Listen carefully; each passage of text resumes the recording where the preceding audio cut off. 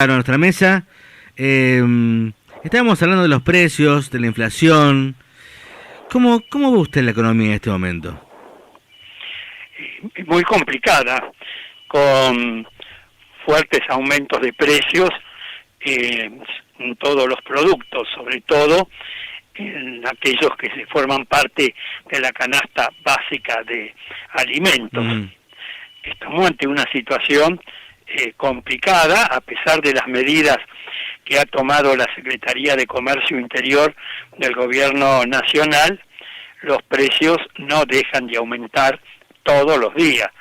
Tal es así que en los relevamientos de precios que Consumidores Libres viene haciendo desde hace 28 años cada 15 días, hoy acabamos de dar a conocer el relevamiento de precios de la primera quincena del mes de abril y nos dio un aumento del 2,87%. Y el acumulado 1 de enero, 15 de abril, un aumento del 18,54%. Si proyectamos este porcentaje a fin de año, vamos a estar superando el 62-63% aproximadamente. Es imposible, yo estoy pensando que ya esto lo hemos vivido, Héctor, de que los salarios corran detrás de la inflación y que nunca la alcancen. Sí, efectivamente, los precios van por el ascensor y los salarios por la escalera. ¿No? Claro. Nunca los salarios alcanzan el nivel de los precios. Efectivamente, por eso que la Argentina, que es un país que produce y exporta alimentos para más de 400 millones de personas en el mundo, es un verdadero fracaso de la política interna que no permite que 44 millones de habitantes del suelo argentino no puedan comer y vivir dignamente. Dígame, Héctor, ¿qué medidas debería tomar Feletti, por ejemplo, porque los precios cuidados no funcionó nunca? Digo, ¿qué medidas debería tomar fuerte este gobierno como para que la remarcación pare? Poniendo en funcionamiento diversas leyes que en su momento aprobó el Congreso Nacional. Por ejemplo, en un país como la Argentina, que tiene una enorme concentración y extranjerización de la actividad económica, donde 28 grandes empresas, la inmensa mayoría de capital extranjero, concentran aproximadamente el 80% de la producción de los productos de la canasta básica de alimentos y artículos de limpieza. Es a esas 28 grandes empresas a las que hay que controlar, que son formadoras y deformadoras de precios al mismo tiempo. Y para ello hay que poner en funcionamiento la ley que aprobó el Congreso Nacional en el mes de mayo del año 2018, que se denomina Ley de Defensa de la Competencia o Ley Antimonopolio. Esa ley crea un Tribunal Nacional de Defensa de la Competencia. Resulta que pasó el resto del año 2018, todo el año 2019, todo el año 2020, todo el 2021. Estamos a mediados de abril del 2022 y los gobiernos de turno, y lo digo en plural porque abarcó a dos gobiernos de signos políticos totalmente diferentes, no designaron a los 5 miembros integrantes de ese tribunal, por ejemplo. O poner en funcionamiento que se involucre en el control de los distintos programas que aprobó la Secretaría de Comercio Interior, entre ellos precios cuidados para los supermercados minoristas o mayoristas, ahora 60 productos para los comercios de proximidad, o el programa de frutas, verduras y hortalizas, etcétera. Para que esos programas tengan éxito, tienen que involucrarse las distintas áreas competentes que tienen los gobiernos provinciales y municipales, porque en un país con la superficie territorial del nuestro, casi de un continente, es absolutamente imposible que un conjunto de empleados de la Secretaría de Comercio Interior del Gobierno Nacional, cualquiera sea el signo político del Gobierno Nacional de turno, puedan controlar lo que pasa, por ejemplo, en un supermercado o en un negocio barrial en la provincia de Tierra del Fuego, o en la provincia de Formosa, o en Entre Ríos, o en Santa Fe, o en La Rioja, en La Pampa, o en el interior de la provincia de Buenos Aires. Tienen que involucrarse, tienen que comprometerse las distintas áreas competentes que tienen los gobiernos provinciales y municipales, porque consumidores somos todos, independientemente del color político del gobierno nacional, provincial o municipal de turno. Héctor, ¿cómo estás? Buenas noches. María Martínez te saluda. Buenas noches, ¿cómo te va? Bien, habías propuesto en un principio la ley de observatorio de precios, ¿puede ser? ¿Cómo funcionaría esto? Bueno, la ley de observatorio de precios, que fue aprobada por el Congreso Nacional hace más de 7 años, tiene como finalidad determinar en qué eslabón de la cadena de cada producto se produce un aumento abusivo de precios, de modo tal que luego el gobierno pueda actuar rápidamente sobre ese eslabón de la cadena y restablecer la normalidad. Como la ley no se la puso en funcionamiento todavía, no sabemos cada producto en qué eslabón de la cadena se produce ese aumento indebido. ¿Es el fabricante? ¿Es el productor? ¿Es el mayorista? ¿Es el intermediario? ¿Es el minorista? No lo sabemos. ¿Por qué? Porque la ley no se la puso en funcionamiento. Héctor, lo quiero llevar a otro terreno que también tiene que ver con lo que estamos hablando. Ayer o anteayer, no recuerdo, el gobierno, anunció diversas medidas que no se sabe bien para dónde van. Entre ellos un aumento de los jubilados, un bono, no un aumento, un bono. Pero anunció algo que se llamaba la renta inesperada. ¿Cómo? Pero anunció algo que se llamó la renta inesperada. ¿Qué opina usted de eso?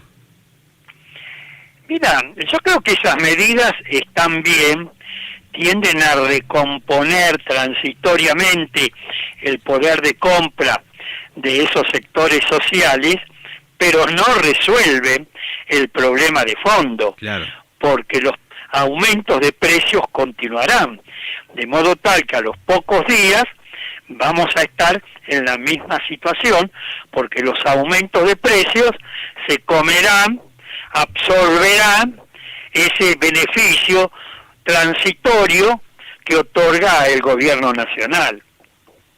Claro. No resuelve el problema de fondo. El problema de fondo es atacar las causas que originan la inflación. Y son múltiples las causas. Y varias de ellas son las que yo te he señalado: no se cumplen las normas legales vigentes, no se ponen en funcionamiento leyes que votó el Congreso. Por ejemplo, la ley que aprobó el Congreso hace alrededor de 2 años, que se denomina Ley de Góndolas, que entre otras cosas establece que los productos elaborados por las pequeñas y medianas empresas tienen reservado el 25% del espacio de las góndolas de los supermercados para ofrecer y vender sus productos, y que los productos elaborados por las empresas de economía familiar, campesinas, cooperativas, mutuales, tienen reservado el 5% del espacio de las góndolas para ofrecer y vender sus productos. Eso, sin duda, aumentaría la competencia y podría frenar este demencial y cotidiano aumento de precios. Bueno, pongamos en funcionamiento la ley de góndolas. Claro. Y dígame, Cristina Kirchner tiene una en mente poner de vuelta el plan platita, como le decían en las PASO, ¿no? De otra vez emitir mucho dinero para que la gente tenga para consumir. ¿Y eso no produce más inflación? Sin duda, sin duda. Por un lado, produce más inflación y por el otro lado, no resuelve el problema de fondo, porque al entregar ese dinero, sin duda, va a aumentar el consumo y en consecuencia los grandes grupos económicos van a continuar remarcando cotidianamente los precios de consumo cotidiano. De modo que a los pocos días o al poco tiempo, ese beneficio que se otorgó va a ser neutralizado por los aumentos que se produjeron en el interín.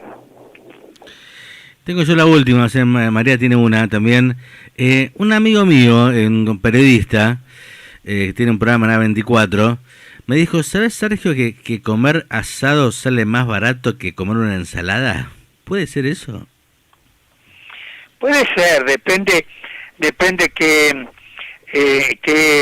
ingredientes componen la ensalada y depende también el asado que uno consuma. Puede ser, el asado está a 1.060 pesos el kilo, el asado. Sí. La bola de lomo está 1.190 pesos el kilo. La paleta está 1.040 pesos el kilo. Y la carne picada común, 730 pesos el kilo. Altísima. De modo que, bueno, no sé si es más económico o no. Depende qué tipo de carne vacuna consume y qué cantidad de carne vacuna consume. Si es carne picada común o es un bola de lomo o si es el asado. Héctor, bueno, vos tenés mucha experiencia con esto en años, ¿no? Trabajando relacionado al tema de los precios y demás. Yo te pregunto, 30 años. Yo te pregunto, ¿salimos de esto? Porque es como una cuestión cíclica la que vivimos los argentinos. ¿Salimos en algún momento, según tu percepción de lo que es vos, de la gente, cómo lo está manejando hoy, de las personas obviamente que deciden, que están en el gobierno? ¿Salimos? ¿Hay esperanza de salir de esto? Yo creo que tal cual se está manejando las cosas hasta el día de hoy, no vamos, si salir significa resolver el problema de la inflación, te diría que no. Ahora, si el gobierno decide tomar medidas que controlen a los formadores y deformadores de precios, que son las grandes empresas, que en su inmensa mayoría son de capital extranjero, por supuesto, la Argentina puede volver a ser un país normal.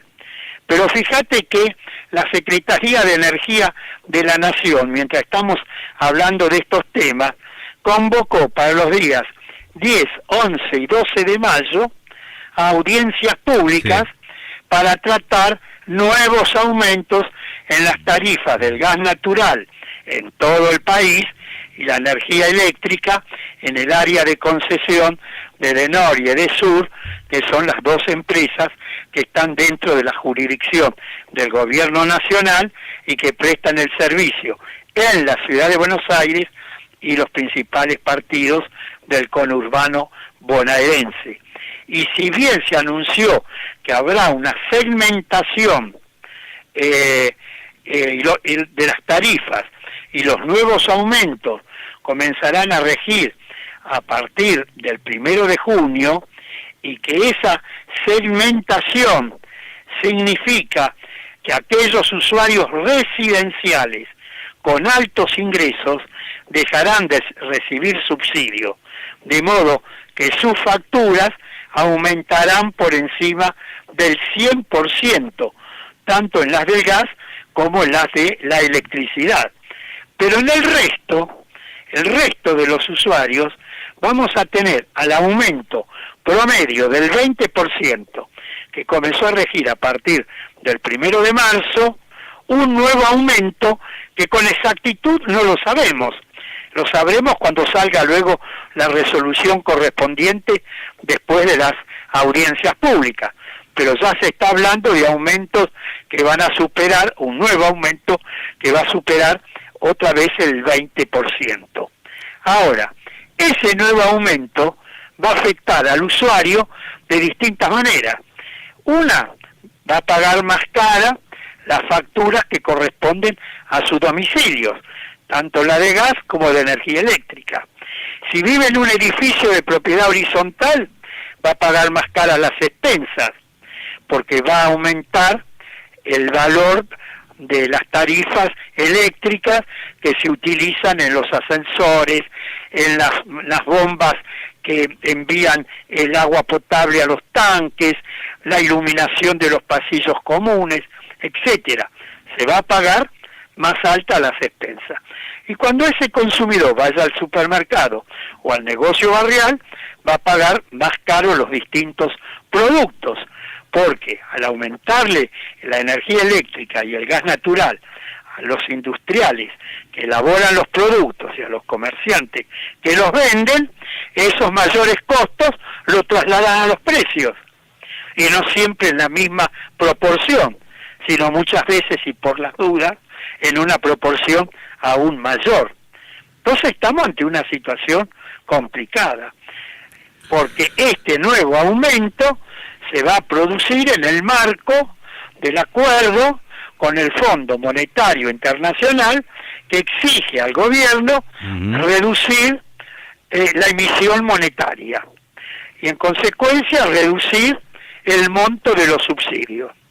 Y esa reducción va a salir del bolsillo de todos nosotros, y en consecuencia vamos a tener menor capacidad de compra para comprar lo que veníamos comprando antes de esos nuevos aumentos. Nos quedó clarísimo, Héctor, clarísimo. Le agradecemos mucho que haya charlado con nosotros y que nos haya clarificado un poco todo esto. Los oyentes están muy agradecidos, así que le vamos a volver a llamar en cualquier momento. Muchas gracias por estar con nosotros. Cuando gustes, que siga muy bien. Hasta luego. Un abrazo grande.